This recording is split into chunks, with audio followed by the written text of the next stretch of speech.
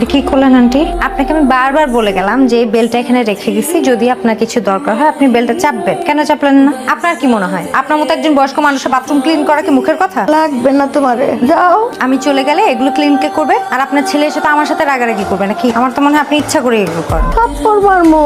হ্যাঁ সরি, আমি আর আপনাদের এখানে ডিউটি করতে পারবো না। কেন, কি সমস্যা? আমি তো আপনাকে বললাম আমি টাকা বাড়িয়ে দিচ্ছি। টাকায় কি সব? আন্টির মতো একজন বয়স্ক মানুষ প্রত্যেকটা দিন বিছানার মধ্যে বাথরুম করতেছে আর সেগুলো আমার ক্লিন করা লাগতেছে। এটা তো চারটিখানি কথা না। আমি অলওয়েজ আন্টির মাথার কাছে একটা বেল রেখে দিই। আজকে আমার একটা জরুরি ফোন আসছে, তো আন্টিকে বলে গেছি যে আন্টি কিছু লাগলে আপনি এটা প্রেস করবেন। আমি এসে দেখি আন্টি আবার বিছানার মধ্যে বাথরুম করে দিচ্ছে। আন্টি কিন্তু চাইলেই বেলটা প্রেস করতে পারতেন। আমার তো মনে হয় আন্টি ইচ্ছাকৃতই বিছানায় বাথরুম করে। ইচ্ছাকৃতভাবে একটা মানুষ বিছানা বাথরুম করেন। আমার আম্মা হয়তো বা বিলটা চাপ দিতে পারেনি। যাই হোক, আপনি কালকে থেকে এখানে আসার দরকার নেই। You can go now.